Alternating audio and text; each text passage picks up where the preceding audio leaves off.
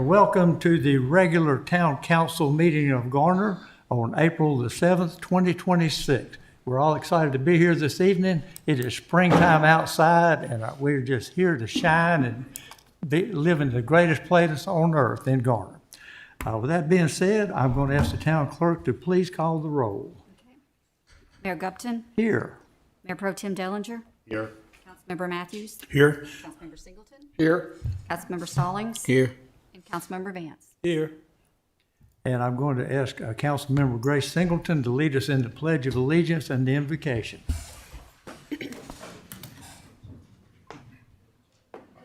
To the flag of the United States of America, and to the republic for which it stands, one nation, under God, indivisible, with liberty and justice for all.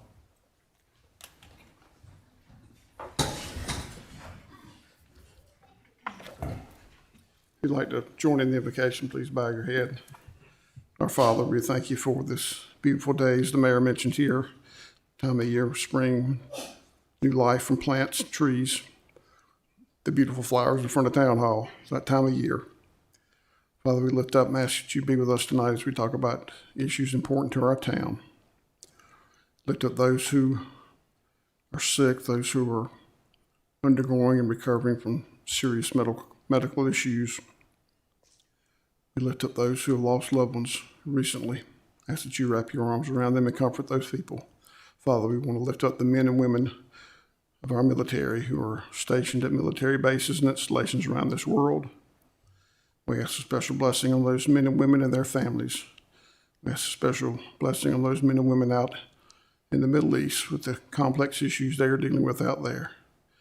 Please be with these men and women and protect them. Be with them, be with their families, wherever they may be, and comfort them in this time of serious issues in our world. We thank you, Father, and pray these things in your Son's name. Amen.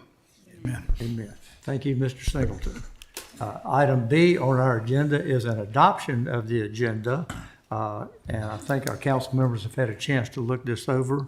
Is there a motion to adopt the agenda? So moved. Second. There's a motion by Mr. Matthews and a second by Mr. Stallings.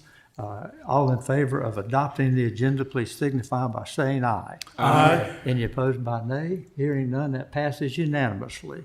And it brings us to item C on our agenda, which was our presentations.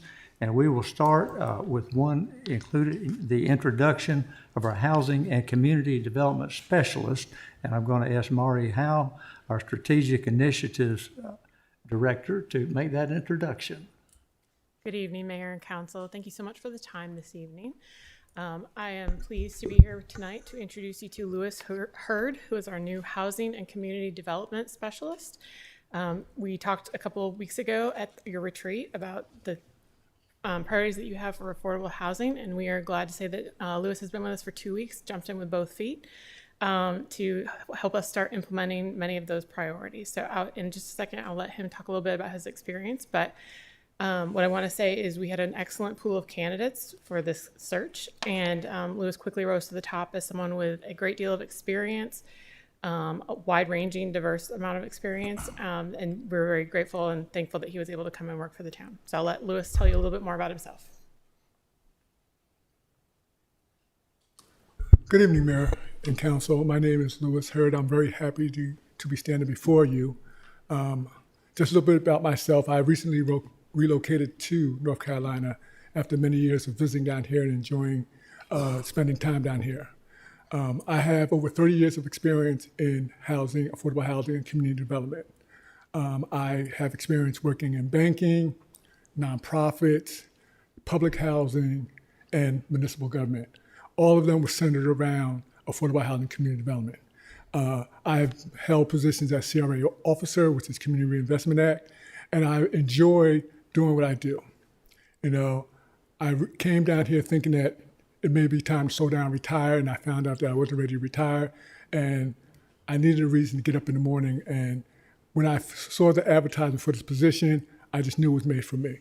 I mean, all the criteria, all the qualifications I met, and I was very happy to go through the interview process and meet with a number of staff during that time, and found them to be very enjoyable individuals and people that I would want to work with.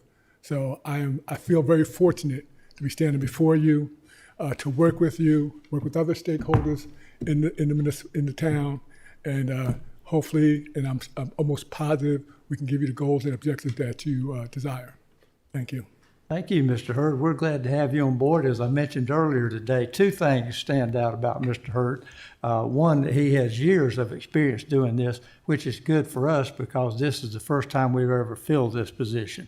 We are rookies at trying to manage this affordable housing, community development, all the things that he has decades of experience. So we're very fortunate to have an experienced member of our team. The second thing that got my attention, he had the maturity, good judgment, and perspective to choose North Carolina before he even heard of this job. And he came on down and he fits right in. We may have another comment or two from other council members. Mr. Vance, let's start down at your end. Mr. Hurd, we spoke briefly in the council conference room. Welcome. We are pleased to welcome you to the town of Garner as our new housing and community development specialist. We look forward to your contributions and the positive impact you will have on our community. Welcome to Garner, and we wish you much success. Thank you. Thank you. Mr. Dellinger. Yeah, we're lucky and glad to have you. I had 3 bullet points, and then I could talk all night, but I won't.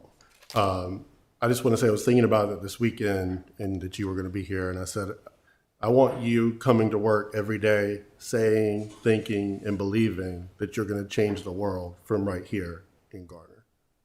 Yes. We want to create a model of dynamic and pragmatic but aggressive housing affordability policy and solution that other communities will look to us and say, what did they do for their size town that was feasible and impactful? And the last thing I'll say is, as I think you've met with a lot of folks, and I know everyone's going to do their best to surround you with a powerful team of energized, committed folks to help your time here be a success for you and our entire community. So welcome aboard. Thank you. Mr. Stallings. So, Mr. Hurd, it's a pleasure to have you here, and I'm definitely excited to have you on board with us. Housing is a complex issue, as you know, so it's definitely important to have somebody on the ground doing the research, building the relationships, and moving our affordable housing strategy forward as a town in an ever-changing environment. It changes daily. So we're definitely glad that you're here with us, and welcome to the team. Thank you. Mr. Singleton. Third, I'm glad that we were fortunate to get somebody with your years of experience. Use your years of experience and guidance as we develop a strategy to move forward, because this is not, as you know, this is complex. And your insight will be helpful as we try to move forward and try to get some answers and solutions for people here with some housing affordability. Thank you. Matthew. Welcome aboard. I know we met a week or so ago one day when I was up here, and Yes. look forward to finding out more about your experience, and look forward maybe one day sit down talking with you and just throw some ideas at you and see what you think and get your feedback on. And as mentioned, it's a complex issue we're dealing with. Nobody has all the right answers that I've seen so far. Everybody makes stabs at it, but to try to find something that it'll be workable, that we can use long term and make it work. And as mentioned, maybe other towns look at us and say, how did they do that? And because all of them are asking the same questions. So yeah, you got a challenging job, so welcome aboard. Thank you. Look forward to it.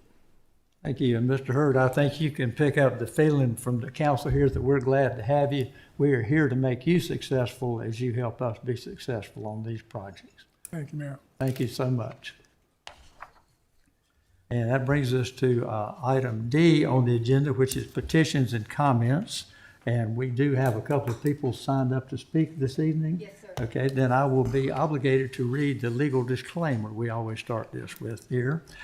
This portion of the meeting is to receive comments from the public on items not included in the agenda regarding matters germane to town policies or business or subjects within the town council's real or apparent jurisdiction. Individuals or group spokespersons must sign up with the town clerk prior to the start of the meeting. The council is interested in hearing your concerns, but will not take action or deliberate on subject matter brought up during the petitions and comments segment. Topics requiring further investigation will be referred to the appropriate town officials or staff, and may be scheduled for a future agenda.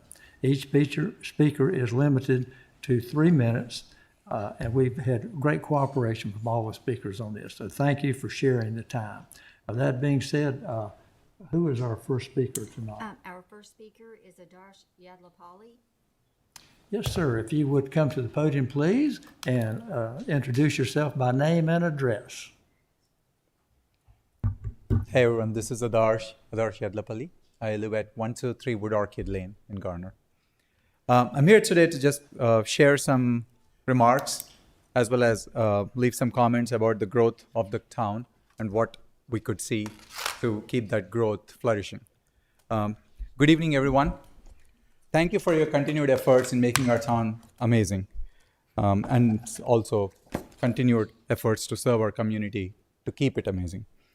I'd especially like to recognize our Parks and Rec team, who's worked with me hand in hand, and a couple of the same council members that are sitting right now, who's helped me throughout last year to bring badminton into GRC.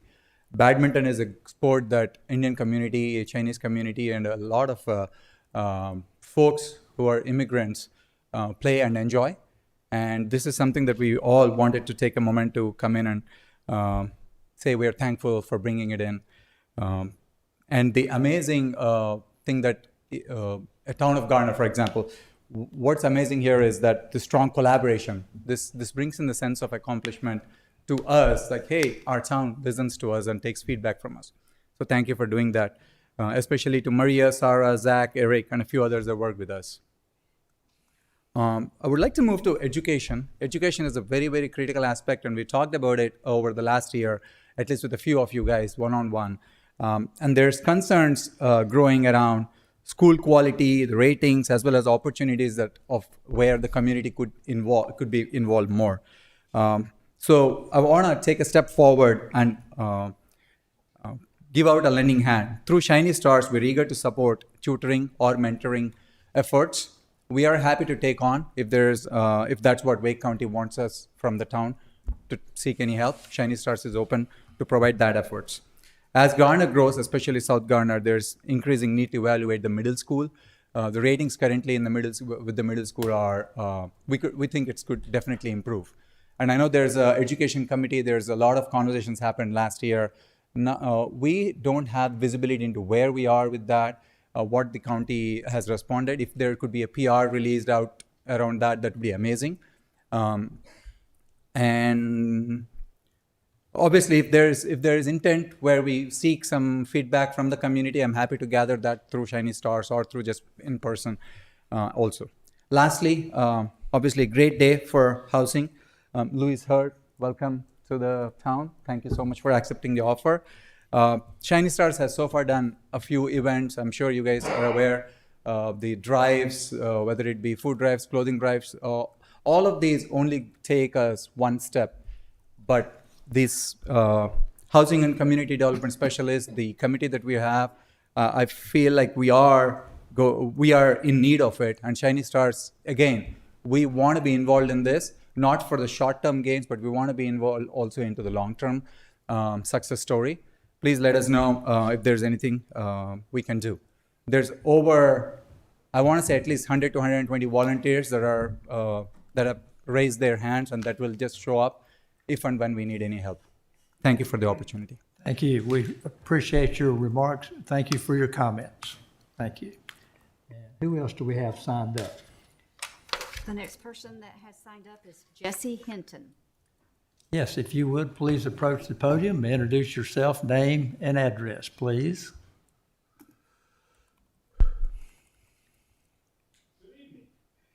To everyone. My name is Jesse Hinton. I live at 814 Old Apex Road, Cary, North Carolina. And I am happy to be here to meet all of you, especially you. I've met Brother Hodge before, but to meet all of you and see all of you, to know who faces I'm looking at now, to recognize. But I'm here on behalf of the Garner Consolidated Alumni Association, which is a part of the Garner Middle School, which in the future will be redid. In other words, it's going to be torn down.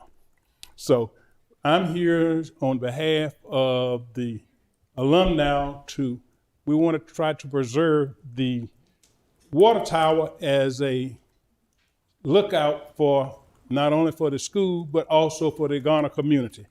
And we're here to show how that tower can be redid to the point where it will show not only Garner, but it will show the heritage of Garner Consolidated High School. So my point is here today is we always say, God's word says, hearts are changed by the renewing of the mind.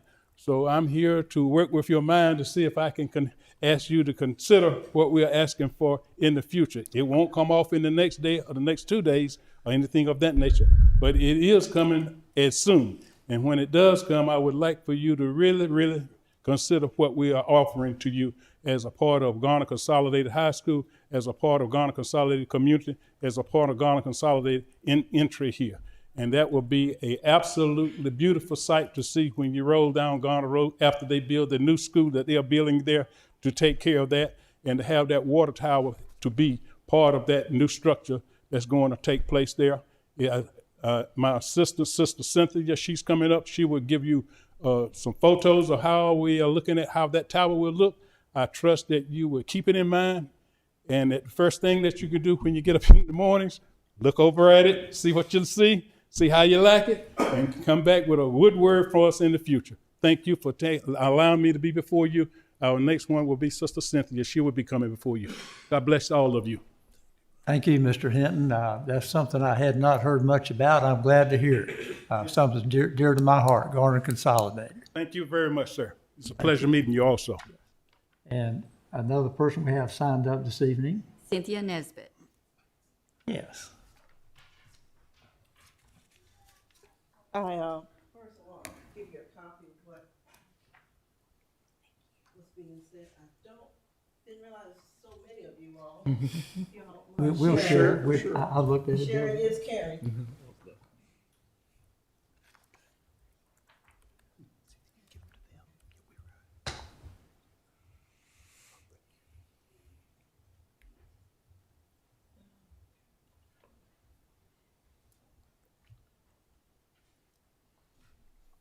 My name is Cynthia Nesbitt. I live at 111 Atchison Street in Garner. Thank you very much for allowing me to come before you today. As Mr. Hinton said, we want to address you regarding the water tower that overlooks East Garner Magnet Middle School. Also, as he also said, in the near future, that school is going to be renovated.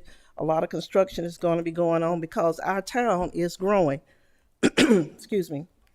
The water tower will be overlooking the new athletic complex, and the Garner Consolidated Association alumni, we thought this would be a great opportunity to highlight the town as well as the schools by recognizing the legacy of Garner Consolidated High School Tigers and the merger with Garner High School Trojans on that water tower. Now, we did speak with your assistant town manager, John Hodges, and he really clarified, made it real clear that usually a logo comes from the town, and it usually represents the town. Well, we feel like that what we've presented to you represents the town. As you very well know, in 1969, the integration took place. Okay, that was a major impact on the communities here in Garner. I went to both schools. I went to Garner Consolidated and I went to Garner High School. And my time is running out. So we felt like this was a great time to merge these two ideas together. A diverse community coming together, not only with education, athletics, but also social events. We provided that design that symbolizes the Garner community, the past as well as the present. Now, we do understand that there's a big cost in that, and we hope that if you look at that, you may come up with a different design, brainstorm, but also keep in mind keeping those schools together because those two schools built Garner. Thank you very much. Thank you. Excellent report there. Thanks for the graphics. Thank you. And do we have another speaker? Yes, sir. Mr. Eric Austin. Yes, sir. Mr. Austin?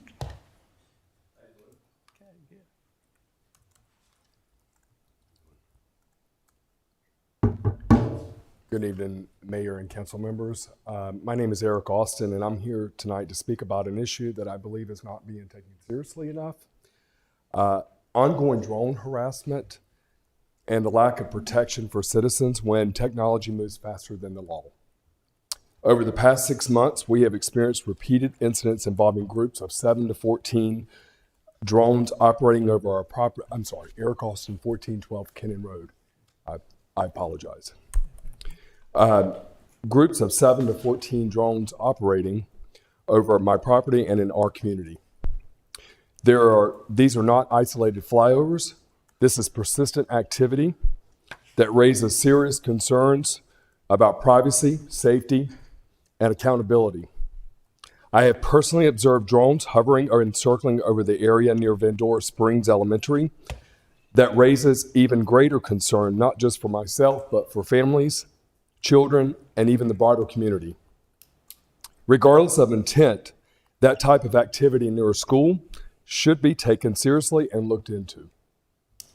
In addition to the presence of these drones, there have been disturbing incidences where audio has been projected from them. The messages include targeted harassment, including racial, anti-LGBTQ language, as well as statements attempted to intimidate us about being Christian, including being told that we are not allowed to pray unless they tell us to.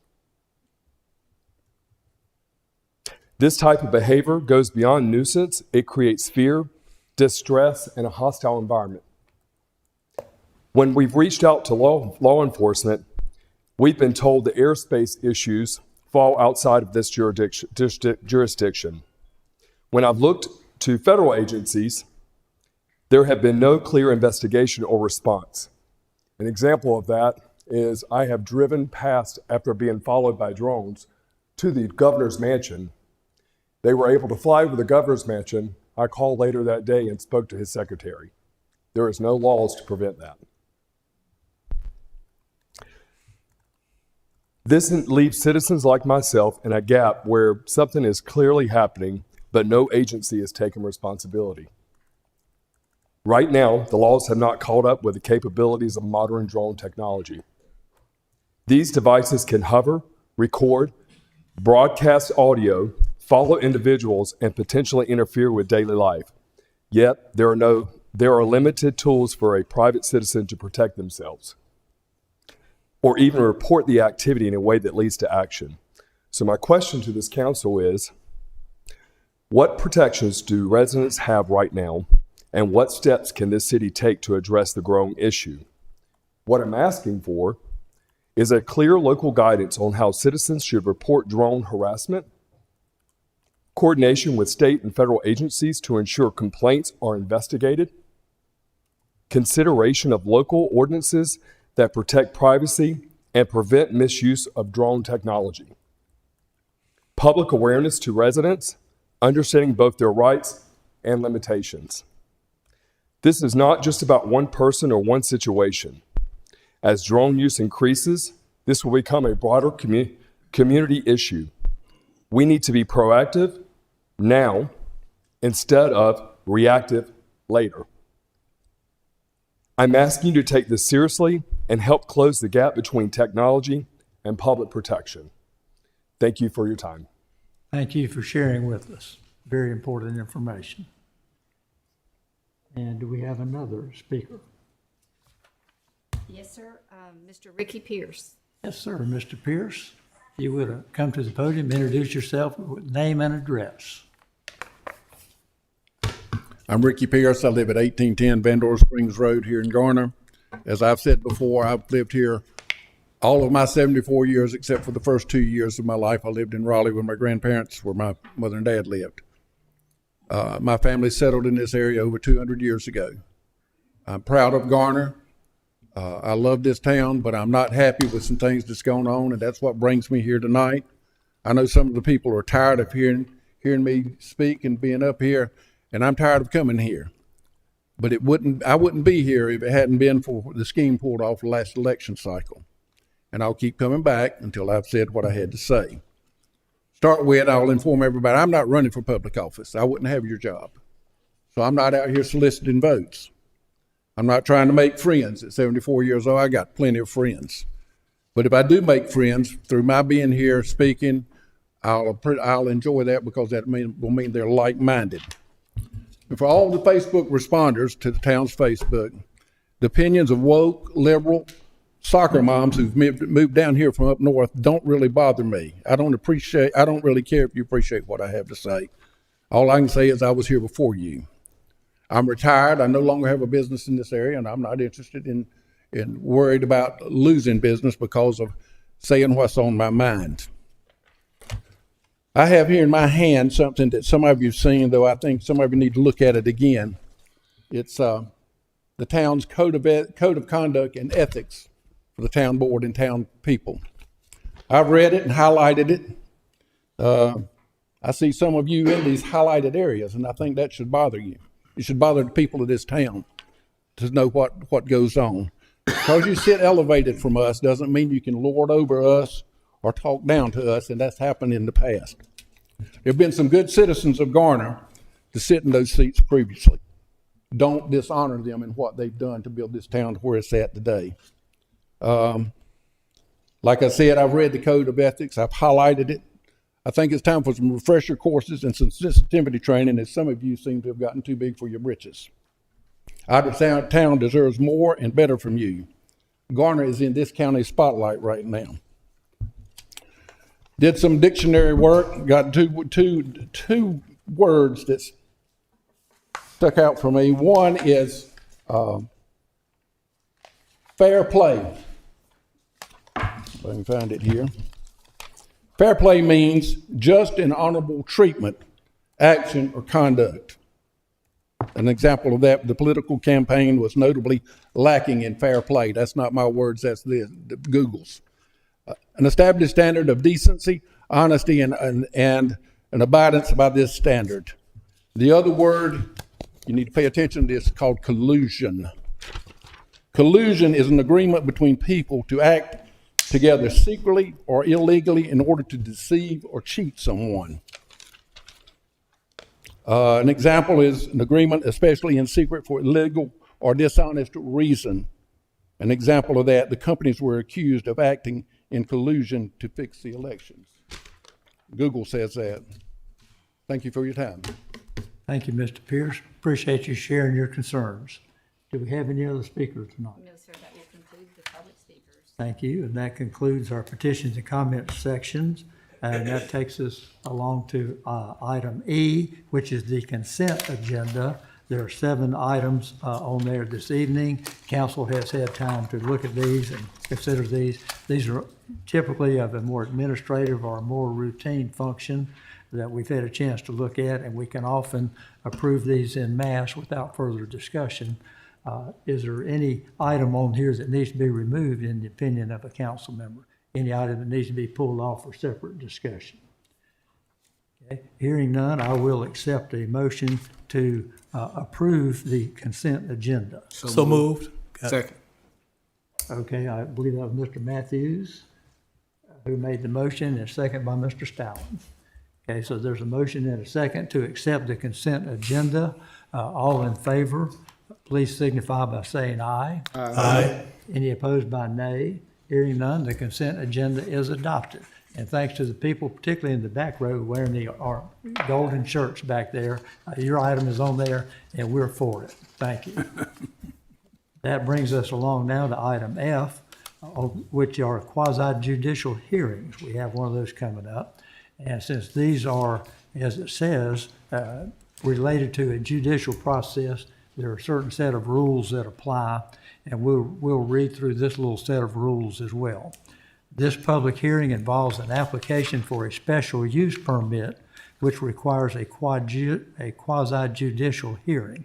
Each council member will be required to disclose whether he or she has a fixed opinion prior to the hearing that is not subject to change at any ex parte communications, any close familial, business, or other associational relationship with an affected person or a financial interest in the outcome of the case. Quasi judicial hearings are fact-finding hearings, and only competent, material, and substantial evidence that is not repetitive is allowed. Only expert witnesses based on training and experience may testify as to the impacts on property values, traffic safety, or noise levels. All persons wishing to testify or provide comments must sign up with the town clerk. Please proceed to the dais, or actually to the rear corner, to be sworn in. That's the folks who will be testifying this evening. We're going to do it right here, Mr. Mayor. Going to do it over here, okay. If you would see our town attorney over here, the ones who are planning to be testifying based on the experience, and if you'll be sworn in over there.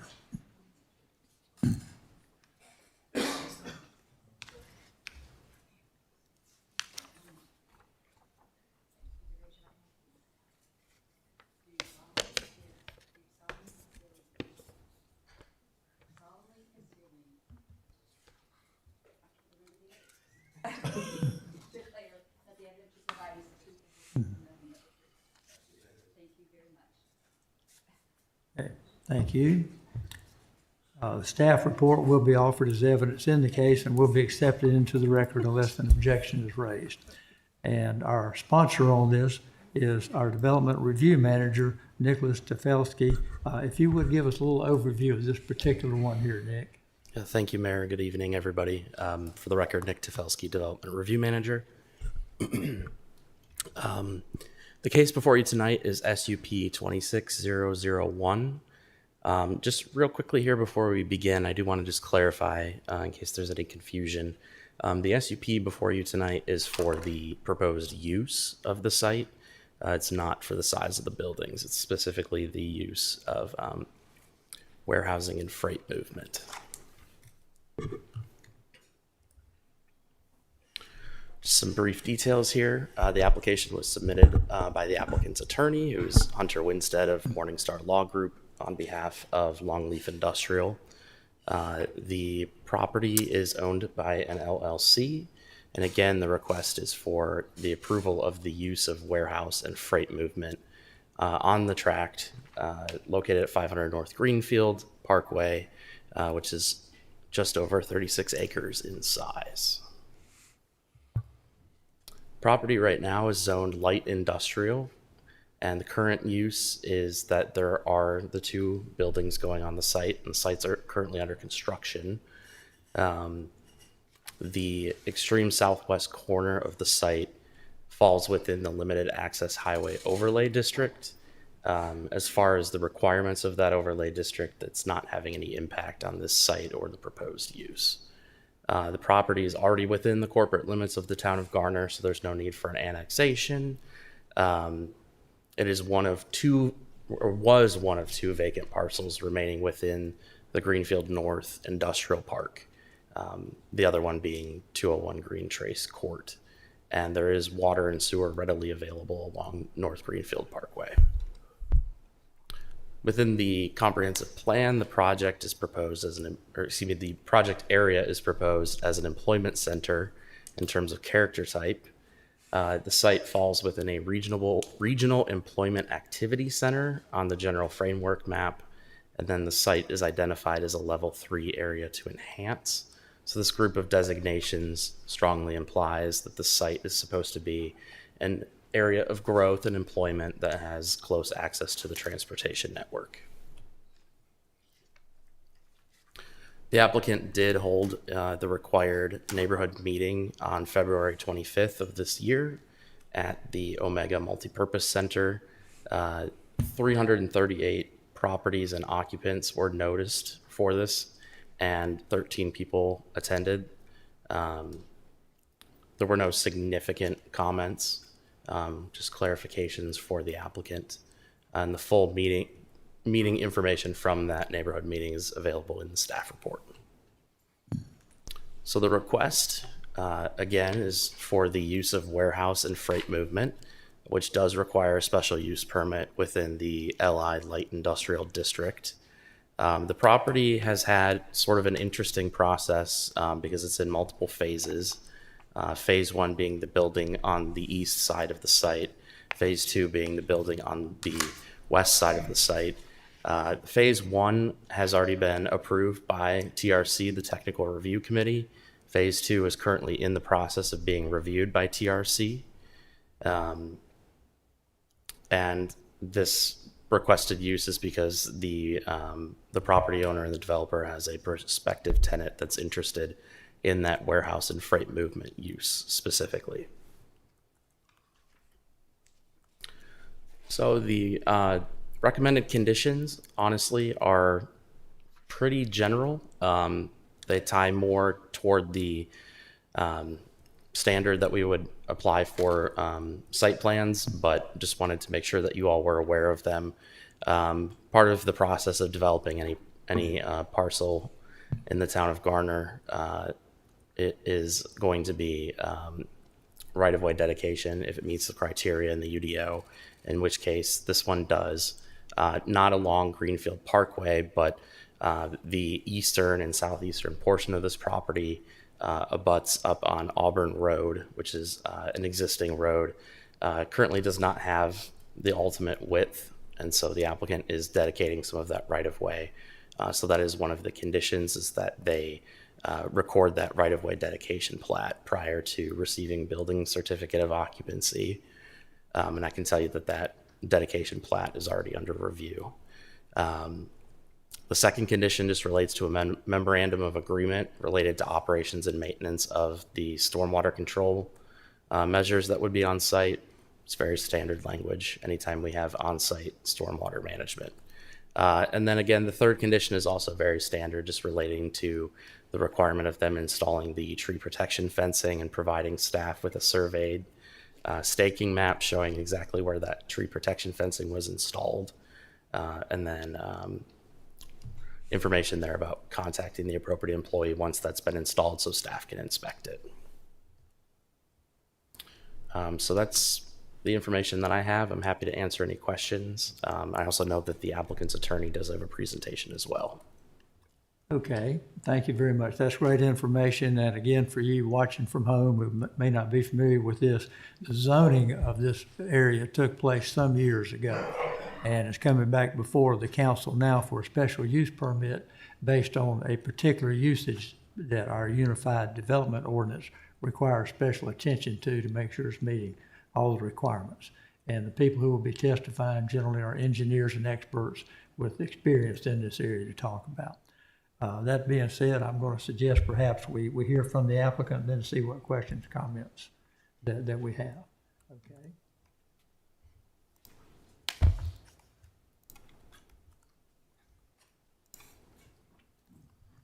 All right. Yes, sir. If you would introduce yourself, we'd be glad to hear your addition to this. Absolutely. Good evening, Mayor, Council. My name is Hunter Winstead. I'm land use attorney with Morningstar Law Group, represent the owner and the applicant, Longleaf Industrial. Thank you, Mr. Tefelsky, for that presentation. As he mentioned, this site is already zoned, and as the mayor mentioned, already zoned light industrial. Two industrial buildings are currently planned. One of them is already under construction, has the permit through the site plan process, and the other one is still going through that administrative site plan process. The sole purpose of this application is very narrow. It's really just to tack on one pretty industry-specific light industrial use through the special use permit process to the suite of already permitted uses for this site. What that use entails, it's called warehouse and freight movement. The way that I understand it differs from a lot of the other uses, for instance, general warehousing, is because warehouse and freight movement really focuses on a business-to-business transfer and storage operation, as opposed to more of a consumer-facing individual storage areas, like a self-storage you might see. So that's really the distinction. In order to obtain this permit, the UDO requires that we put on evidence, competent, substantial material evidence to establish 8 elements. There are many of them, and they're on the screen. The way we will establish these elements this evening is through expert testimony, as the mayor mentioned. I have a team of 3 experts with me. First, our site civil engineer, Mr. Preston Royster. He will be addressing the first 4 elements. His testimony is largely going to focus on safety and compliance with the UDO and the comprehensive plan. Our second expert will be Mr. Jarvis Martin, who is our appraiser. He'll be addressing two of the elements that are largely focusing on how this use is compatible with the surrounding area and how there's no adverse impact on the adjacent sites. And then finally, to conclude us, our third expert witness, Mr. Josh Ranke, our transportation engineer, will touch on the final two elements discussing the adequacy of transportation facilities and there's no adverse traffic impact. Before I call up Mr. Royster, what I'll do, I understand the staff report is already admitted into the record. We just have one documentary exhibit that I'd like to hand up to the town attorney.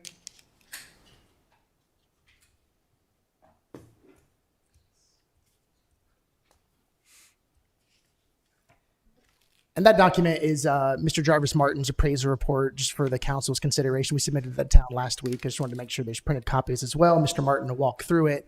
I'll also just ask that the council take judicial notice of the requirements of the Unified Development Ordinance, the comprehensive plan, and any other adopted policies by the town. And with that, I'll call up our first witness, Mr. Preston Royster.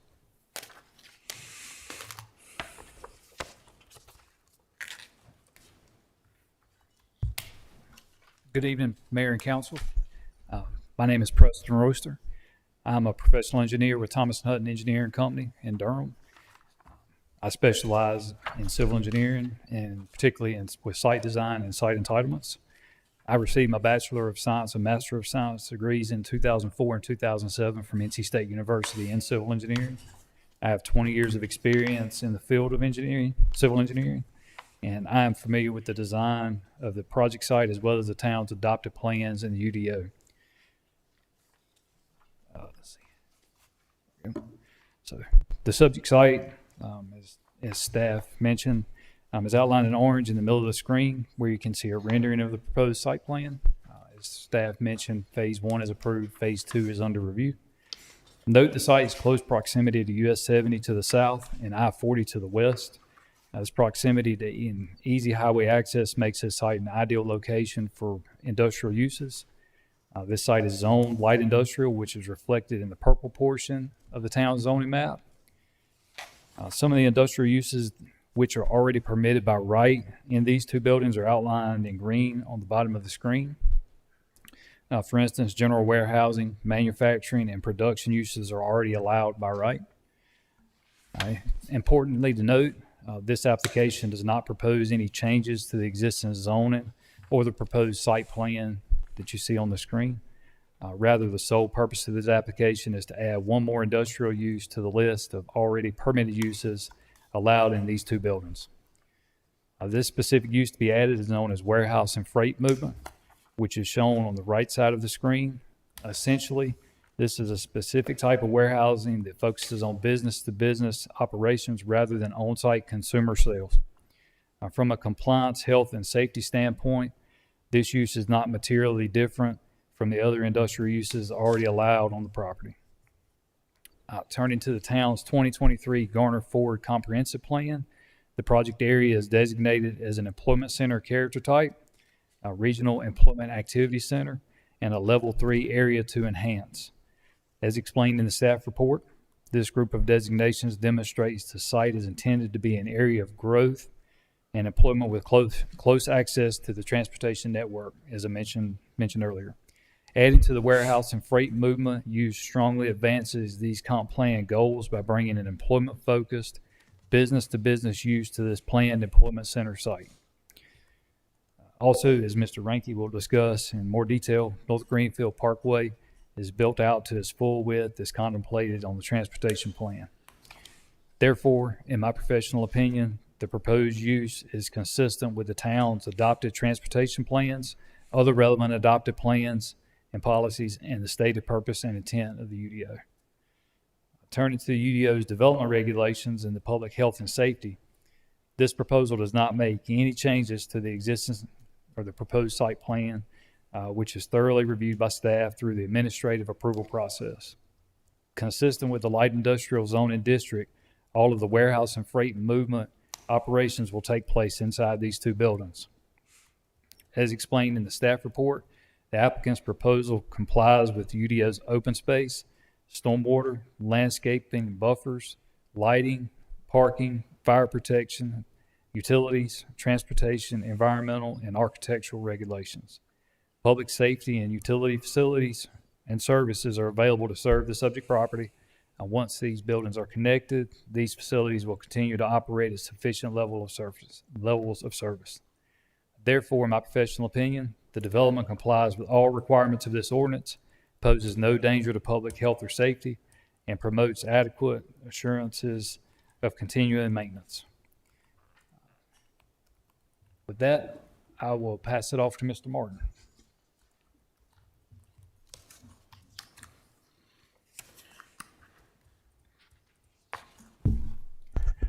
Good evening, Mr. Mayor, members of the council. My name is Jarvis Martin. I'm with the firm of Stewart, Martin and McCoy. I'm a state certified general appraiser. I'm a retired member of the Appraisal Institute. Did hold the SRA designation through the Appraisal Institute prior to retirement from the organization, and has been in the real estate appraisal valuation business here in the Triangle for approximately 50 years. I hold 2 degrees of BS and a business master's from North Carolina Central University in Durham. I was asked by the applicant to visit the site on Greenfield Parkway, which I have, as well as drive the surrounding industrial park to get a feel for the activities that are taking place. There are several businesses in the park already that are being used as warehouse and freight facilities that will be similar to what's being proposed by the applicant. Also, looking at the proposed site plan and a sketch of the building, that the adequate buffers, et cetera, will be in place to protect the site from adjoining properties, and that the scale of the buildings and all will be in harmony with what primarily exists in the park today. To determine if there was any adverse impact or would be an adverse impact on surrounding properties, we looked at 3 properties that are similar in terms of scale and somewhat use. One property being just west of the site at 600 West Greenfield Parkway. And what we did was look at the activity in the market after this facility went into use. Within a 5-mile radius, there have been over 50 transactions involving light industrial warehouse sales here in Wake County. We concentrated on 3 and found activity for sales that had occurred adjacent to and in close proximity to the 600 West Greenfield Parkway. And in analyzing these sales, we saw no adverse impact in terms of the sales price of these properties, some being improved and a couple of being vacant lots. We also looked at comparable apartment complexes, since there is an apartment complex adjacent from the site. And looking at the data on those complexes as well as the apartment complex adjacent, that complex currently is 95% occupied, which is well within the appropriate range for apartments, and that the rents are very favorable in terms of market rents for the size units. So the existing activity that is going on today, since this is a proposed project, is not adversely, in fact, impacting the adjoining apartment. The other 2 projects that we looked at 5100 Jones Sausage Road and 900 Avondale Drive, also supported the fact that the use of this, the construction and use of this facility as a warehouse and freight facility would not have any adverse impact on the surrounding properties. With that being said, it is therefore my professional opinion, the proposed use will not adversely impact the value of surrounding or abutting properties, would not have any substantial major adverse impact on the marketability or value of these properties. It is comparable with the adjacent use, proximity, neighborhood in terms of building scale, site design, buffering, screening, and operational characteristics. I am available for any questions as it relates to my market study. Okay, thank you very much. We'll probably hear from your other presenters on your team, and then we'll see what questions council members may have. Okay. Mr. Rayner's next.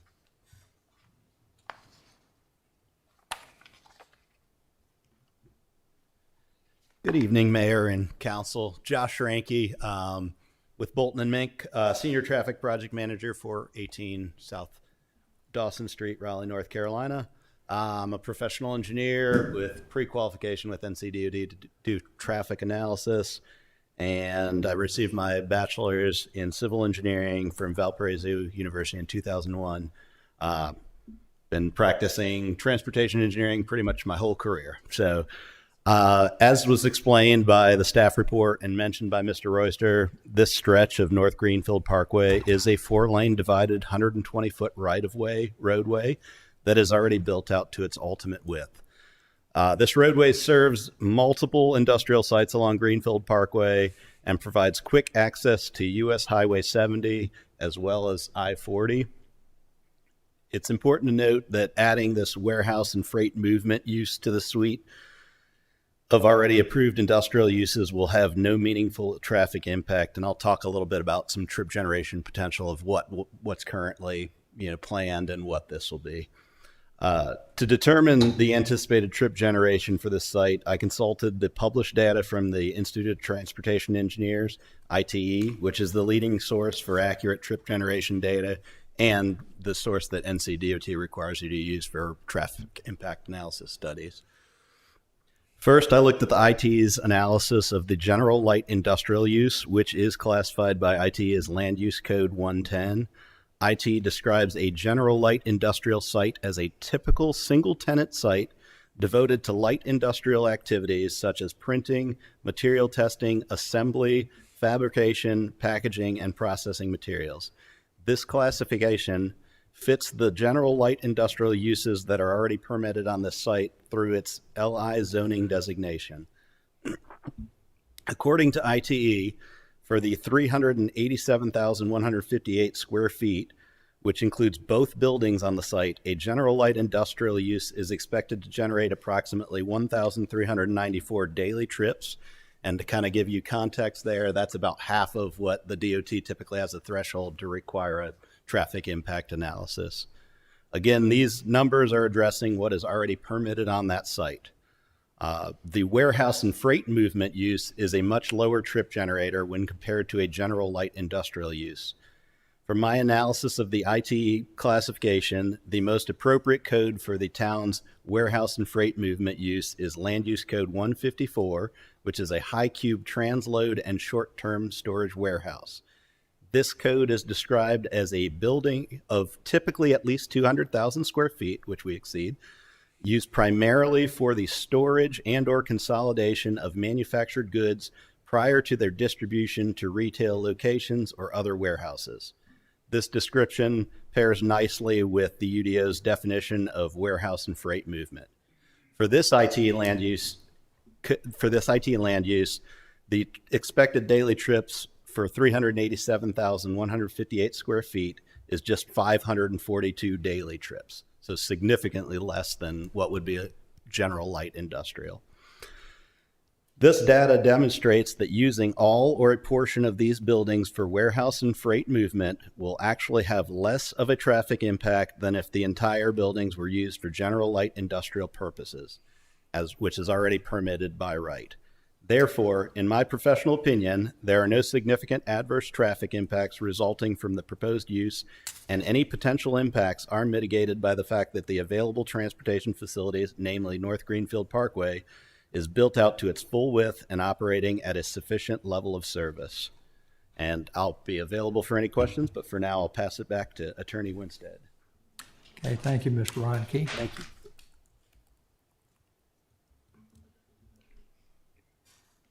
Good evening again. As I hope is clear from the testimony, our team of experts in conjunction with staff really has done a thorough, detailed analysis to ensure we're complying with all of these UDO requirements. Just to briefly summarize, Mr. Royster focusing on how this proposed use complies with the requirements of the UDO, the development regulations in the UDO, and the comprehensive plan, and is safe.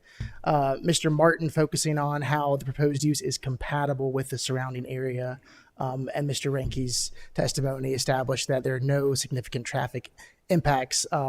I'll conclude by saying that my client, Longleaf Industrial, was very excited to be doing business in the town of Gardner. It's our position that we've established each of these 8 elements, and we respectfully request that the council approve. Happy to answer any questions. Thank you, Mr. Winstead. And while you're there, that concludes your team's presentation. Yes, sir. And I'll take this opportunity to call on council members who may have questions of you or staff here. And we'll start with Mr. Matthews this time and come this way. Questions for staff or the applicant? Thank you, Mr. Mayor.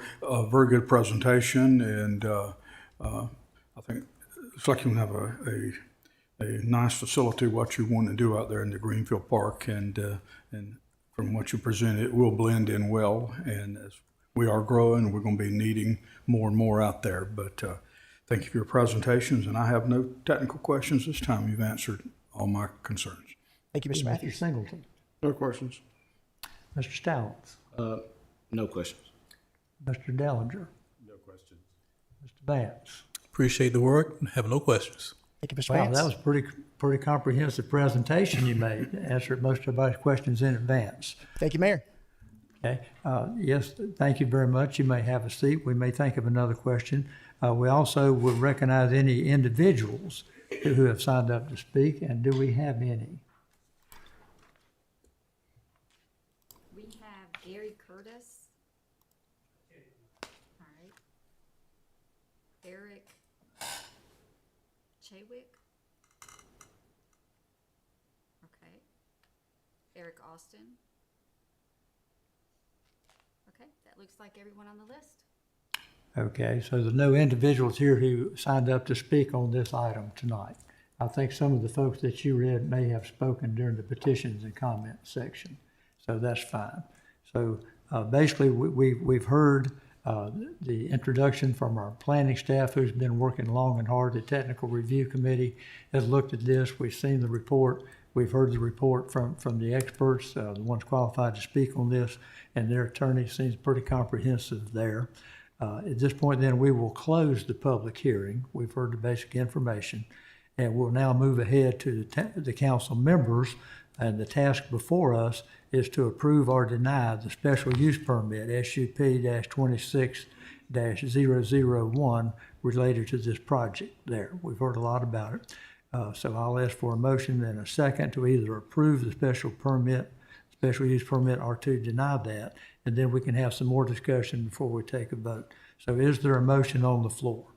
I find the application SUP 26001 meets the town's 8 criteria for special use permits as identified in Article 4.7.4.d.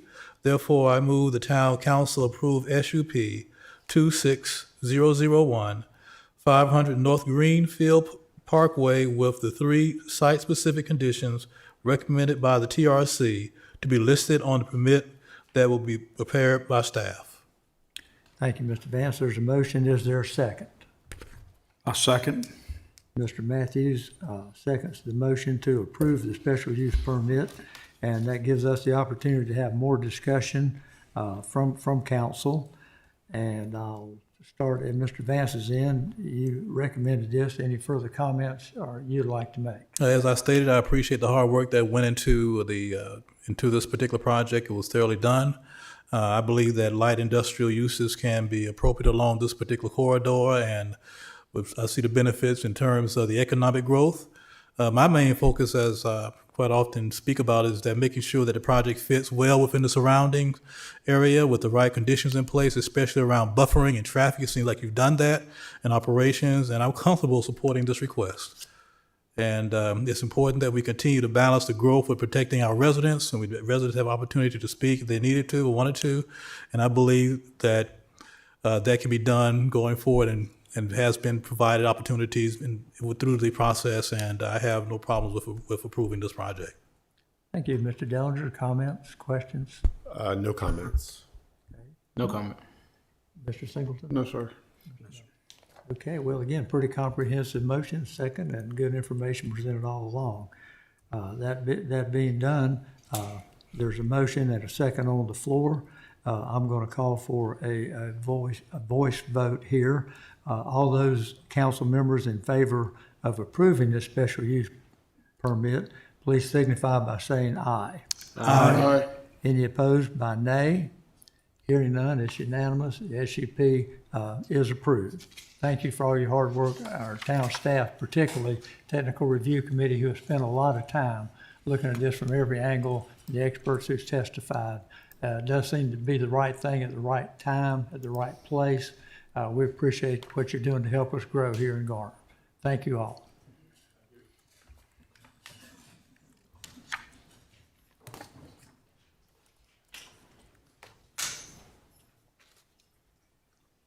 And that brings us to item G, new and old business. Item number 1 is a Tier 1 conditional rezoning request related to Lawndale.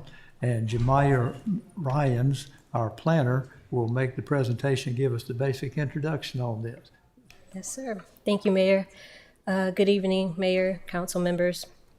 So I bring back to you KCZ 25003 Lawndale. This is a Tier 1 conditional rezoning submitted by Brett Mangum, representing Woods Holding LLC.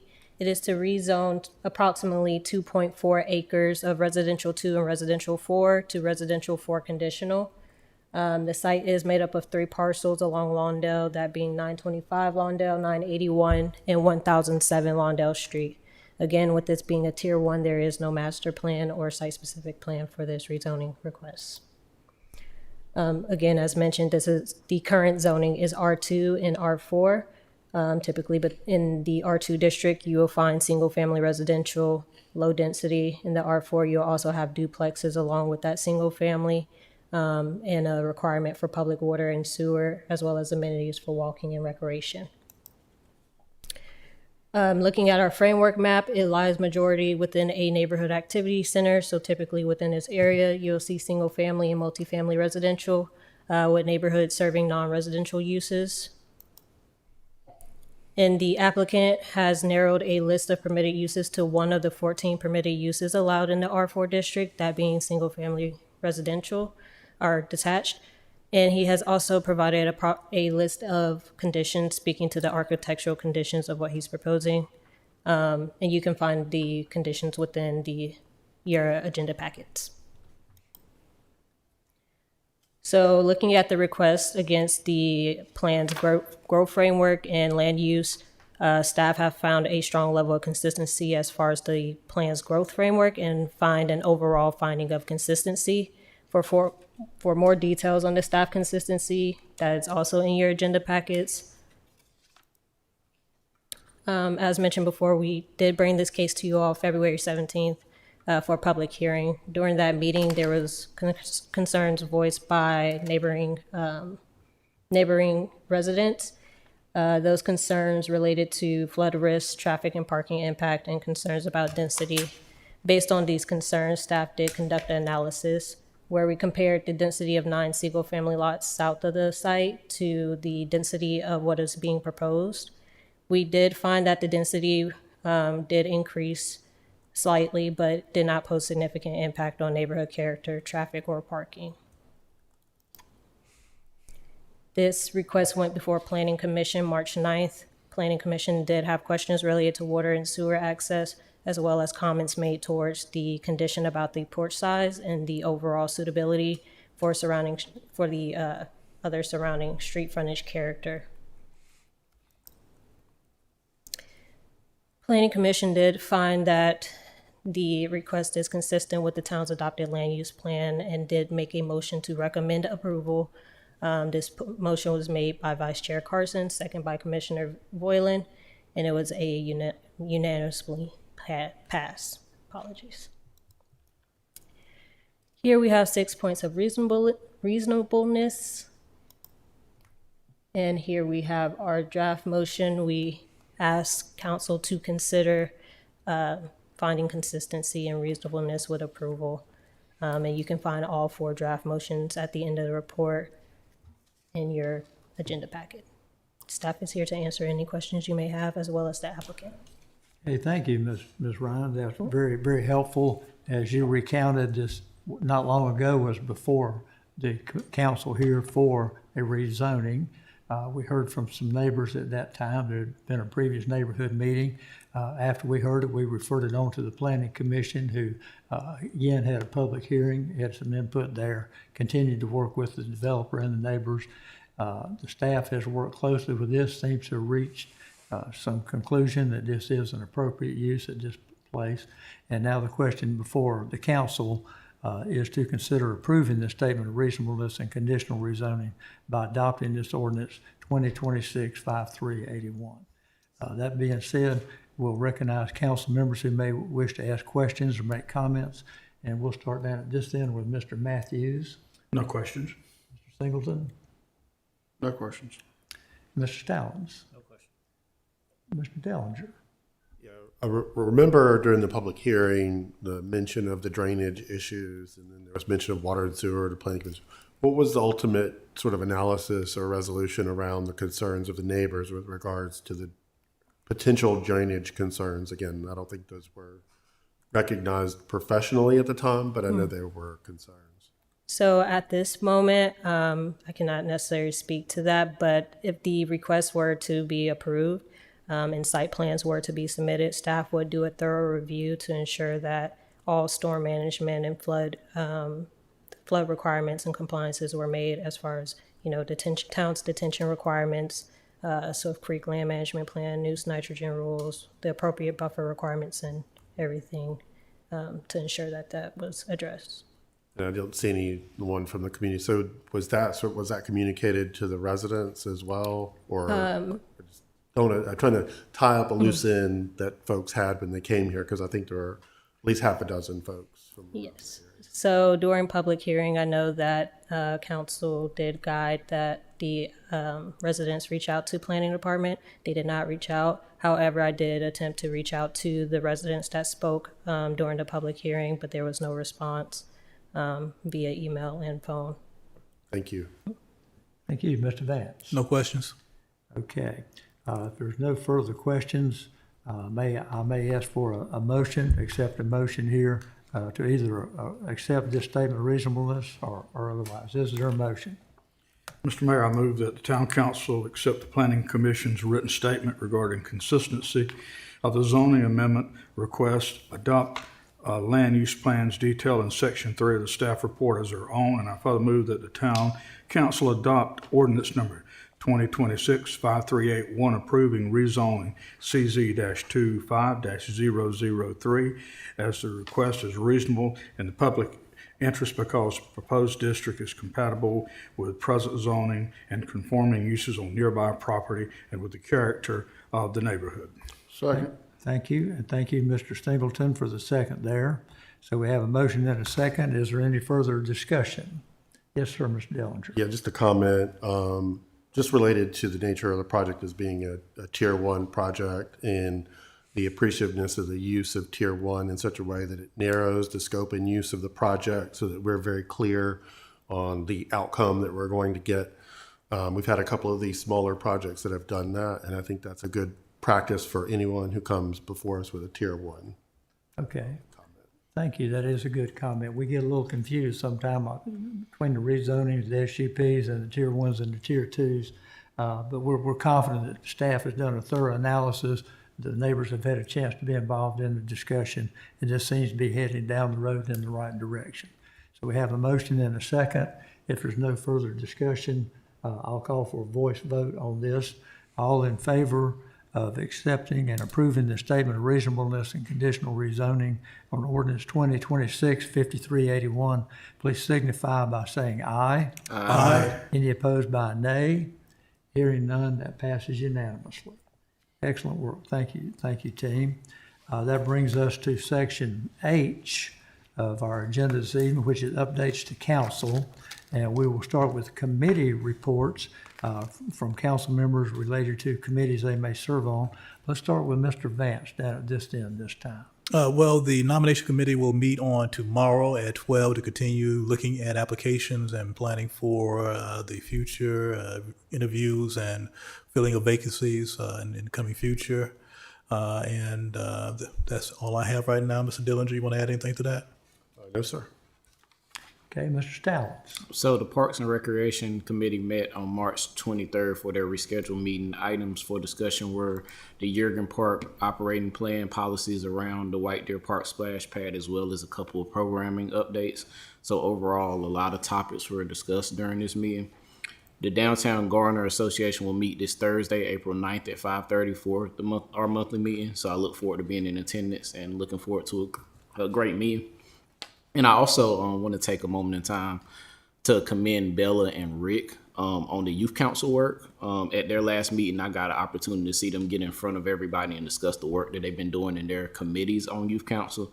And I want to give them credit for just the vision of the program, the self-governance model of the council, just giving the youth the ability to choose their leadership path on council, problem solve, and remain accountable to their own program that they are actively having a hand in developing. So hats off to Bella and Rick for giving them that space and opportunity to do that. And I look forward to seeing what they'll accomplish throughout the rest of their term. Well, so the youth council is off to a great start. Absolutely. Yeah, a lot of energy by the staff and as well as the students who have jumped in on that. Thanks for your leadership on that. Thank you. Mr. Singleton. Yes, Senior Citizen Advisory Committee met a week ago on Friday, had a good business meeting, talked about some upcoming events, and we'll meet again in May. Thank you. Are you old enough to attend the senior center, by the way? I think so, but anyway, I want to get ARP. Just checking, not questioning your credentials or anything. Just want to make sure you fit into the demographic. I have frequented it for a year because of my delivering Meals on Wheels. So I've been going there for over 20 years. But anyway, yes, sir, I think I qualify as a senior citizen. Thank you. We all are at heart. We have been a senior citizen. Mr. Matthews. Yes, Mr. Mayor. Regarding the Veterans Advisory Committee, they have a request, and if I may have about a minute just to read the request better than I could explain it, if that's okay with you. And it says, as you may recall, the city of Raleigh held an annual Veterans Day parade in which military equipment and various veterans groups from around Wake County took part. However, since the tragic accident during the 2022 Christmas parade, there's not been a Veterans Day parade held in Raleigh. The parade was canceled and has not since been held by the city of Raleigh, which deemed too restrictive to continue. This included a restriction on motorized vehicles in the parade, which Veterans Day parade would normally have. Vehicles are helpful for vets since many want to participate or handicapped and unable to walk in a parade. Many veterans groups around Wake County have voiced disappointment in not having the Veterans Day parade, and the parade is a way of honoring our veterans and our family for service to our great country. Garner American Legion Post 232, VFW Post 10225, along with the Garner Veterans Advisory Committee, are looking possibly at setting up a Veterans Day parade here in Garner. This would be the first Veterans Day parade in 4 years anywhere in Wake County. We believe a Veterans Day parade would bring together residents, local businesses, visitors in a spirit of joy and togetherness. We believe it would not only strengthen our community bonds, but also provide a positive boost to our town's economy. The American Legion Post 232 will be the lead sponsor for this event in our discussions we're having on this parade. They're looking at November the 7th, 26th, which is Saturday. Staging location would be the Poole Family YMCA parking lot. Start time at 11, leaving the parking lot and down Aversboro Road and proceed to Lake Benson Park. At the park, the route is 9.9 miles with no major intersections. We have discussed the timing of this participate with no more than 15, with limiting the number of participants. We believe the parade will last no longer than 45 minutes, and considering combining the Veterans Day program normally held on Veterans Day into this event possibly. After the parade, the Veterans Memorial discussion will combine the events.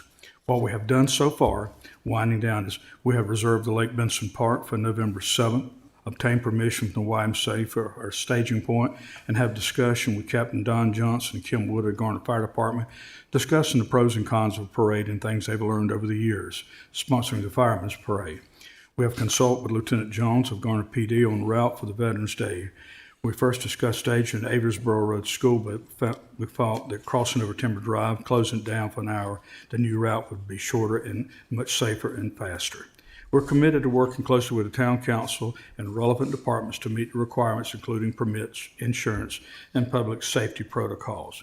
We kindly request the council's consideration and approval so we may proceed with planning and promotion, and let us know if there's any additional information. A point here, they're looking at two things. If it happens, what would happen this year is yet to be determined. They might shift it all to the following year. Secondly, they might wind up calling it just a Veterans Parade and do the parade part during the summer months, sometime where the weather will be better, where people can be outside.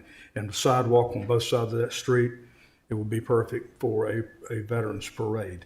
And they just want to know, can they get a thumbs up from the city council to proceed moving forward on working on this, reaching out to different veterans organizations to see what the participation level would be, but didn't want to assume anything unless the city council was okay with a parade, whether it be on November 7th this year or next year, or just a veterans parade, period. And they just want to, is the council okay with us having a third parade and hopefully making this long-term to do it every year? So that is their request, and so I guess I'm asking the council members on their behalf, since I'm the liaison, would the council being all right, and with staff to, and I'll give this to the town manager, to have a veterans parade. Well, I'll go first and say I love a parade. I do too. And who would ever thought that Avonsboro Road would be considered a part of the main street or a parade-worthy route, but suddenly it is. I think particularly with the end being there at the Veterans Memorial at Lake Benson Park, a very logical and appropriate place for a short parade, because I know some of the guys are your age and have a hard time walking much further than that. So this is very appropriate. It's a good idea. Whether we do it this year or next, I think, in my personal opinion, it's worth looking into. It's worth considering and bringing back more details to staff and council. Absolutely. And I think what you're looking for now is just some sense of council that it's worth looking into for future final approval with the details after we see the Yes, full sir. implications. And they'll have a meeting probably in a couple of weeks after I report back to them to look into it further. It's a work in progress. Yeah, it's a work in progress. Let's start with Mr. Vance for any questions or comments related to the possibility of adding a parade during the year. I think it's a good idea. I think that it needs to be looked into, like as mentioned, look into detail and look at the cost and whatever resources are necessary to pull it together. And that's all I can say. I'm in favor of it. Just got to go deeper into it. Okay, good. Yeah, it was not up for a vote or anything, just getting a sense of Yes. council. Mr. Dellinger, comments, questions? I know about parades. I thought that would hit home.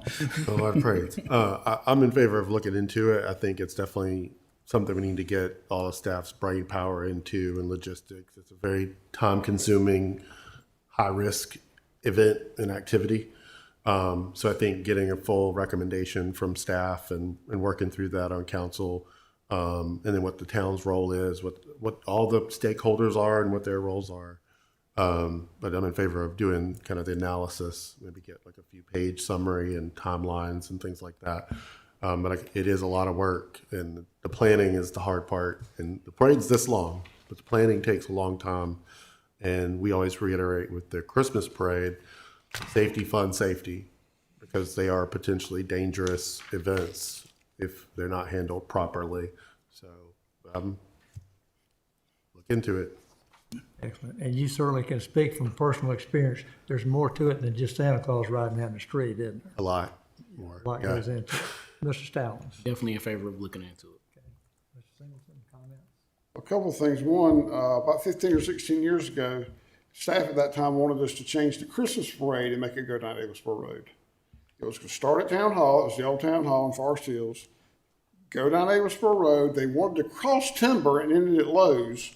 That part got nixed, and so they were going to end it at the old Avonsboro School. That got nixed because we were talking about downtown development. Now my question was, why are we sitting here talking about downtown development? We're going to pull the parade out. Well, you see what the parade is. The question I have, Mr. Matthews, I'm in favor of the parade, is you talked about maybe not having it in November because we got Fireman's Day in October and Christmas and maybe another time of the year. So that's the only thing is spread the parades out. We don't have them 3 in 3 months. But, starting there and going to the Veterans Memorial sounds like a winner. Okay. To me. I think back to the, what did we have 3 or 4 years ago? Oh, the Walnut Hills. The Walnut Hills, that Vietnam. parade, we had that parade. Yes, sir. And how They were crowded on both sides. Now, that came up Buffalo Road, did it not? Didn't it? We come out of the church right at Buffalo Road and Yes. march down into the park. And so that was a big crowd, very successful. So that was a little shorter version of what you're talking about, but it's very similar. So I think it would be very well attended, yes. Thank you. And that was also in like in June, I believe. It was in the summer months, yeah. Yes. So yes, thumbs up. Well, I appreciate everybody's going along with it.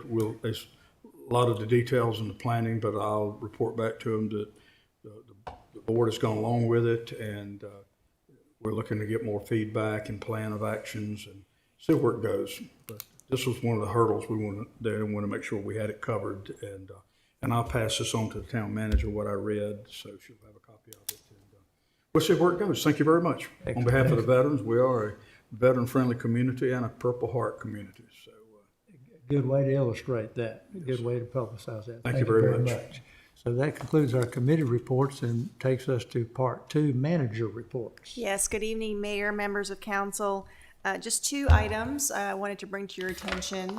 First, I'm going to ask Mr. Hodges to demonstrate for you a new tool that we are using to support our boards and commissions process in terms of work that the nominations committee is doing, but also helping us in terms of keeping track of terms for our visitors. So, Mr. Hodges, turn it over to you. All right. Thank you, Ms. Miller.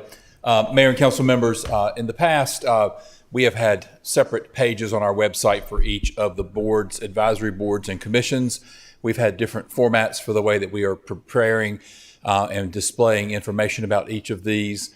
And we've also, as we continue to grow and have additional boards, advisory boards, and committees, it's become a much harder task to keep up with the behind-the-scenes work of the membership, the vacancies, the recruitment, and the management of members of those.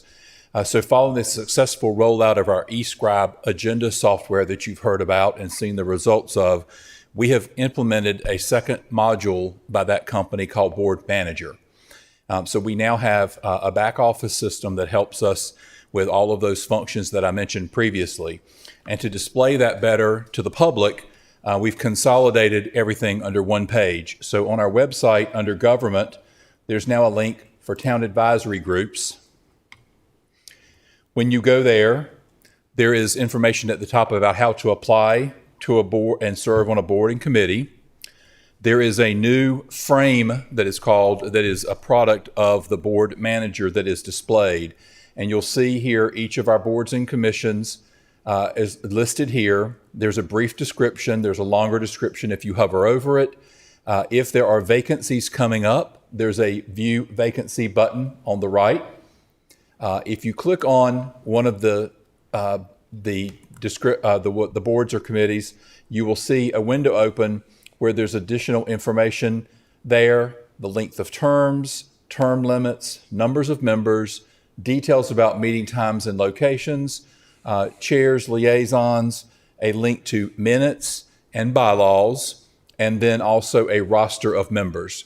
And to be able to better manage, especially with Board of Adjustment and Planning that have specific numbers of members and alternates and representatives from the ETJ, you will see naming nomenclature like this position, which is Board of Adjustment, in town, seat 1, seat 2, seat 3, seat 4, ETJ 1, alternate in town 1, alternate ETJ. So these are names of the seats on these, specifically the Planning Commission and Board of Adjustment, to provide better tracking, because these are requirements that are laid out for those two in our UDO or in their bylaws. And so you'll see that people that are serving there are assigned to those seats, and that helps us manage their terms. If you click on a member, you will get additional information about their service, and you can also see if they've served in past terms here, and then you can also see if they're currently serving on other boards or committees. So you can do that for each of these here. If there is a vacancy, as I said, you can click on it on the right. You can also access this by the tab at the top. So this is our boards tab. If you click on members, this shows members of all of our boards and committees, and you can scroll through here. It shows you how many they're currently active on, any upcoming terms that are expiring, and any expired terms that they may have. So for example, Mr. Ralph Carson that serves on our Planning Commission, he currently has an active term, and he has had a previous term that has expired in the past, and you'll see that throughout the system. Also, if you go to the vacancies tab, you will see any of the board and commissions that have vacancies upcoming. So this would be vacancies that become available for seats that would open July 1. And so for each of these, you'll see Parks and Recreation Advisory has 2 vacancies, Planning Commission 2, Senior Advisory 1, Veterans Advisory 2. You do not see Board of Adjustment here because there is not an upcoming vacancy there, so there's nothing to represent here. If you pull these down, you will see which of these seats, like Parks and Recreation Seat 1 and Parks and Recreation Seat 9, that are included there, which seats are available. Again, most of these, the naming is for us on the back end to help us with management. If you scroll further down on this page, you will see an upcoming minutes tab. This looks very much like the announcements for our council meetings on another page. We're using the same tool from eScribe there, and we are working on moving all of the board agenda packets for these boards and committees into eScribe. And once we do that, you'll actually be able to find their agendas here. And then past meetings going forward, the past meetings will show up once they occur, just like on your fairly new council agenda page. And then at the very bottom, there's a couple of other links. There's a minutes archive. There's also links to our 2 economic development nonprofits. As you're aware, we handle the recruitment and board management for those differently because of their unique makeup, but we provided links here in case anyone's interested in those. They're all on the same page. So this is our one-stop page for anyone to find out anything our boards and commissions. On the back end, when someone submits an application, they're choosing which of the vacancies they're applying for. And then this helps on the back end because if they are approved to be on a board or committee, then their information is in the system and is easily able to be moved over to an active status. So we previewed this with the nominations committee at their recent meeting. We got a thumbs up from them to continue moving forward. And so we wanted to show this to you tonight and also to the public tonight. So I'll pause there and see if there are any questions about the new tool and the new web interface. Yes, Mr. Vance, we'll start down this way. As John said, we got an early briefing on it. I like it. It's organized and everything is in one place, and it makes management easier from a nominated committee standpoint. From my perspective, everything being in one place and pretty easy to use. And the question I brought up was those individuals who are not tech savvy, who may want to try and apply for a position, just being sensitive to those individuals and helping them navigate the process. Mr. Dellinger. I just want to thank all the years of the clerk's office help in helping us do that work. We did get a demo of it. Thanks, Mari, for what she's done too. This is going to help streamline a lot of what we do and a lot of the work we do, and just based off of the capabilities of the technology to take applications, it's going to probably allow us to do some other interesting things with volunteers and volunteer placement outside of our traditional appointment work. We'll be focusing on filling vacancies over the next few months for existing board seats, but we'll also implement this for our advisory board, housing advisory board outreach as we get that ramped up. And then later in the fall, we're looking at maybe doing some other stuff in partnerships with volunteers. I think one of the frustrations we share with the work is we have so many applicants. We have done the ill-advised practice of interviewing everybody who applies, and we end up with so many people who want to do so much, but we only have so many positions. So we're hoping over the course of this year to be able to place these enthusiastic, energetic folks throughout the community, but also on our own boards. And so excitement tempered by all the work ahead, I guess, is probably the approach. But thanks everyone for all their hard work. It's a great leap forward for what we're trying to do.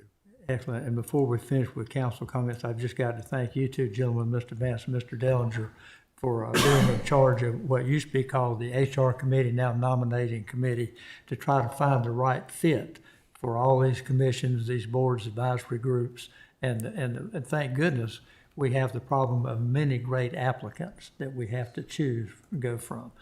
This is real important to the town to get this involvement from our residents, find a place that they can have an input. So thank you for the great job you're doing. This is just another tool to help us get organized, stay focused, and don't get lost in the weeds. So we really appreciate what staff has done. Mr. Stallings? I think it looks great. I mean, the interface is amazing. A lot of the information is consolidated in one place. You don't have to go far to reach the minutes or see the members or where they serve. I think it's amazing. Excellent. Mr. Singleton? It's good. Thumbs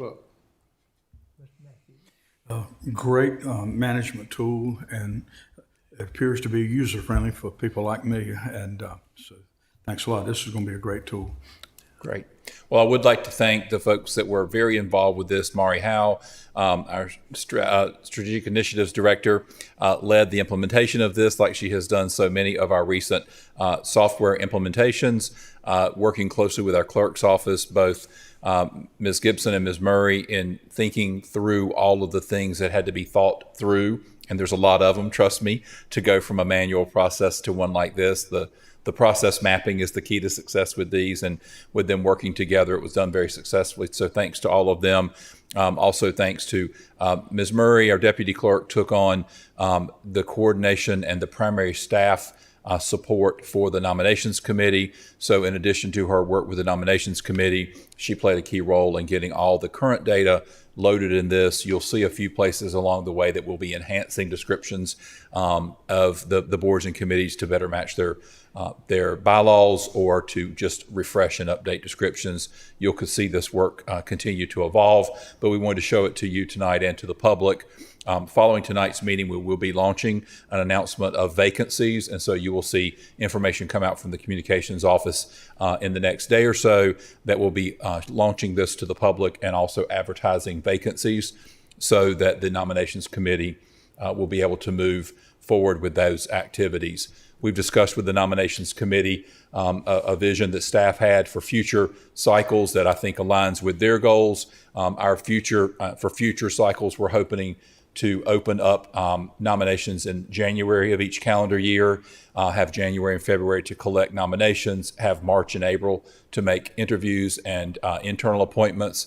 The month of May would be presenting those to council for their formal appointment. That lets us follow through in June with our standing board and commission orientation that we started last year, so that everyone has proper orientation and onboarding ahead of their terms coming on July 1. So we checked in with the nominations committee, and they're agreeable to that being our future goal. And this year, we're well on our way to getting those applications in time for them to make their decisions. So thank you again to everyone who's responsible for doing this, and thanks for your time tonight. Yes, thank you, Mr. Hodges. Great work by everyone on the team. Excited to launch this for our community.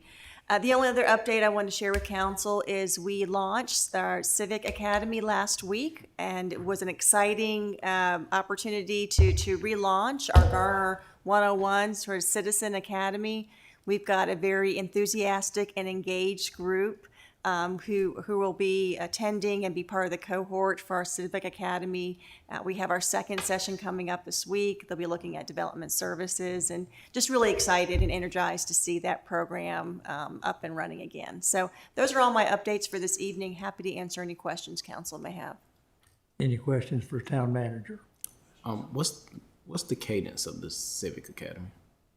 So Mr. Hodges, could you talk a little bit about the schedule and the cadence of the Civic Academy, please? So the current cohort, it'll be 8 sessions long, and this is the first year we've launched this version. So for this year, we're planning on having one cohort this year, and then evaluate and plan it again for the same time next year. I don't know if that was the cadence that you meant, Mr. Stallings. Or meeting cadence. I'm sorry, meeting cadence is weekly. Okay. So it's 8 consecutive Thursdays, beginning last week, and then it'll end the end of May. How many people are enrolled? We seated a class of 25. We've had a couple of folks contact us that they weren't able to make them or had to make a change. We had selected 5 additional applicants that were our on deck folks that had been vetted. We've now actually pulled 2 of those in to take seats that for some reason or another, folks were having to withdraw from that. So we believe that we'll be able to keep a consistent 25, even if we have to make changes during the class. Excellent, very good. Those are all the announcements for this evening. Thank you for your attention. Thank you. Great observations, great news. Brings us to item 3, attorney reports. Thank you, Mr. Mayor. I'm excited to report that Assistant Town Attorney Morgan Pierce returned to the office yesterday. So we are fully staffed in the legal department at this time. Well, somebody take a picture of it because you're about to be gone for a week. That's right. Great And to have you yes, I back. plan to be on vacation next week. So no other reports from you. And that brings us back to council reports as opposed to the committee reports. So let's start with Mr. Matthews, who finished the committee reports. Any other council reports? No, sir. Mr. Singleton. 2 things. One is thank Public Works for the beautiful plants at the front of Town Hall. It's colorful, looks great. It's that time of year where you can put it out there and don't have to worry about the heat, but it does look much improved, and the entrance to Town Hall should always look as sharp as possible. And also didn't know if people up here knew that the Garner Commerce Center got sold recently down on Highway 70 to 3 buildings to 828,000 square feet got sold. When it opened in 2024, it was assessed at $24.1 million, and it got sold for $36.35 million. So that's the one of them, the 3 buildings there on Highway 70. This is, according to this, the lease right now is 91% lease. So that was in Triangle Business Journal. Good information. Just want to pass that along. Thank you. Thank you. Mr. Stallings? I want to touch on it again as well. Last week, me and Mayor Pro Temp Dellinger got the opportunity to attend the Garner Civic Academy. And I would say I was quite blown away with the energy, the enthusiasm in the room, and just they're willing to learn, be a part of the cohort. It was the diverse group of residents in age and race and profession. And I want to give a huge hats off to the town manager and both assistant town managers for getting that program up and running. And I definitely look forward to being at graduation with them because they were definitely fired up and ready to go and participate. And seemingly not wanting to leave. So that's always a good thing. Couldn't get enough. Great, thank you. Thank you. Mr. Dillon. I think they weren't ready to leave because they didn't think they could. Some of them thought it was going in 6 to 9, and then 8 o'clock rolled around. They're like, "Hey, time to go." People are like, "That's it, we're done." I echo Mr. Councilman Stallings. It was great to see that energy in the room and from all parts of Garner. Interesting kind of pattern. A lot of them have moved here in 2022. Like kind of migrating post-COVID. So that was interesting to see, but everyone had sort of adopted Garner as home. So they're in it now. So I had just a few things. I do want to highlight the success sort of our first rollout of our early development meetings that we did at the work session. I think that was really insightful and eye-opening, and everybody was kind of doing something for the first time. I think there are expectations we can align better. Not to say it was done wrong, but I think maybe a little more staff input on the front end. I think for myself personally, sort of had a list around tax exemption questions that I think should be standard, accessibility with regards to elevators in apartment buildings, partnering on affordability, so and verticality and mixed use. So kind of some of these pre-screen questions that I think are of concern to council to kind of know where some of these folks have landed early in the process and what conversations been had. But I thought it was a really good dynamic. I don't know what the applicants thought. Did we get any feedback from them on? Just appreciation for hosting, but no detailed comments. Yeah, it kind of dovetailing with that, the question, we had a lot of conversations around at the retreat and in conjunction with the tax exemption conversations we'd be having around fiscal impact analysis of projects as they come in. And I say that on the heels of the developer meeting, and kind of curious as to where we are in the process of sort of doing these sort of preliminary net gross and sort of net revenue calculations on projects. So we made any progress on on that yet? I would say it's a work in progress. We've got some employee groups together to start looking at and thinking through what a simplified model that council had described may look like, and what is the best information to pull together to provide a more accurate picture in terms of cost of services. I will say, though, that we are all heads down on recommended budget for the next few weeks, and so we'll be focusing on that, but getting the cost of services information to council as soon as possible. So what's sort of the timeline for that work? Is it post-budget, like first quarter of next fiscal year? Just kind of trying to... I would hope by the end of the fiscal year. I think once we get the recommended budget out, then we can continue to focus on that model and get something to council before the end of the fiscal year is what I would like to target. And last thing, we had the one project, the 1010 Costco project. Did we have any conversations with them about sign easements down there? Because I know I've been talking for 6 years about getting Garner signage around 1010 and Old Stage in that area. I don't know if we did with that project specifically, but I'll ask staff. I believe that there had been some discussions about that because our neighbors across the street have signage right Everywhere. at that. So I believe there's been some discussion, but I don't know if there's been a commitment made for that. I'll follow up with staff on that, Mr. Dellinger. There's one sign on 1010 if you're coming from Old Stage Road on the right. This is welcome. That's the only thing I've seen. I know we did talk about it having something. Hey, this is a gateway to Garner right here, you know, and something of that magnitude. And I agree with you. Yeah, and the opportunities don't come up very often to get, those opportunities just don't come. That's all I've got. Good. Excellent. Thank you. Mr. Vance? No report tonight. Wow. Thanks. Well, that concludes the things that are on our agenda. I'm told that we may have a need for a closed session. I'll ask our town attorney to tell us what we have going on. Thank you, Mr. Mayor. I'm requesting a closed session, two closed sessions, one under General Statute 143-318.11A3 to consult with the town attorney regarding litigation or settlement of a claim, and also pursuant to North Carolina General Statutes 143-318.11A5 to instruct staff regarding material terms of an employment contract. Okay, thank you. So do we need a motion to move to a closed session? Yes, we need a motion to enter a closed session, and then if you also want to take a brief recess before we start that, you can We could do incorporate it. that as well. We could do that simultaneously. Is there a motion to move to a closed session? Well, we move to a closed session to the two specific statutes cited by the attorney. Second. A motion by Mr. Singleton and a second by Mr. Vance. I Yes. think it was. Okay. All in favor of approving that motion and moving to the closed session, please signify by saying aye. Aye. Any opposed by nay? Hearing none, that passes unanimously. We will move to a short recess, reconvene as a closed session, and we'll take it from there. Thank you all for coming this evening.